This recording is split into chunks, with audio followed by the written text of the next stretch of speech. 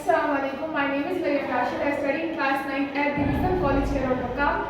आज का जो मेरा टॉपिक है वो है रेडिएशन। सबसे पहले मैं आपको ये बताऊं कि रेडिएशन होता क्या है। रेडिएशन एक ऐसा प्रोसेस है जिसमें जो हमारे पास हीट है वो एक बॉडी से दूसरी बॉडी में ट्रांसफर होती है, मगर ये हीट कुछ वेव्स की सूरत में होती है, इन वेव्स को इलेक्ट्रोमैग्नेटिक वेव्स का नाम दिया जाता है। इसकी सबसे अच्छी एग्जांपल हमारे पास सन की है। सन एक हमारा बिग सोर्स ऑफ हीट है जो कि हमारे पास हीट पहुंचाता है। आगे हम अगर बात करें तो क्या हमने कभी नहीं सोचा कि आखिर ये सूरज हम पर इतनी बुलंदी पर है लेकिन फिर भी वो हमारे पास डायरेक्टली रेस को पहुंचाता है। इसकी वजह रेडिएशन है जो कि इलेक्ट्रोमैग्नेटिक वेव्स की वजह से हमारे पास रेडिएशन जो है वो सन हमारे पास रेस को पहुंचाता है। आगे जो हमारे पास रेडिएशन है वो कुछ चीज़ों पर डिपेंड करता है। सबसे पहले जो कलर और शेप पर वो डिपेंड करता है।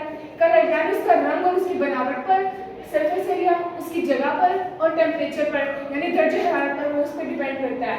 अगर हम इसी डिपेंड होने वाली चीज़ों की अगर एग्जांपल देखें तो उसकी कप ऑफ टी उसकी एक बेहतरीन मिसाल है।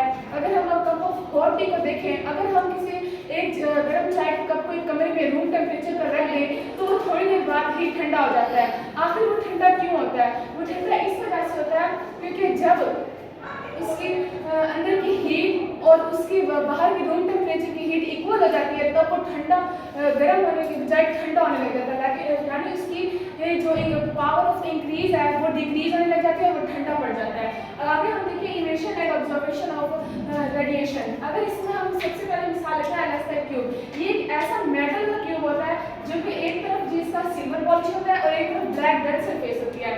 जो ब्लैक डल सरफेस अगर हम इसके साथ एक रेडिएटर को चलाते हैं जो कि हीट को प्रोड्यूस कर रहा है, उसके बाद जो रेडिएटर इसमें जो हीट फेंकेगा तो उसके बाद ये जो ब्लैक डल सरफेस है हमें ये नजर आएगा कि ब्लैक डल सरफेस ज़्यादा गर्म है बनस्पत सिल्वर पॉलिश सरफेस के।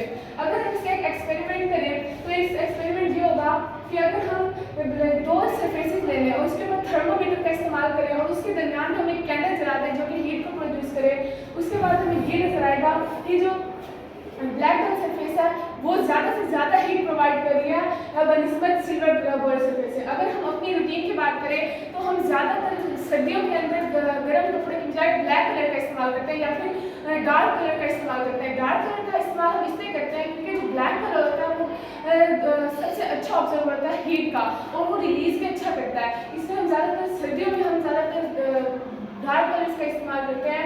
उसके बाद अगर हम गर्मियों की बात करें तो उसके अंदर हम लाइट कलर्स का इस्तेमाल करते हैं क्योंकि वो ज़्यादा से ज़्यादा हीट को रिलीज करती है। Thank you.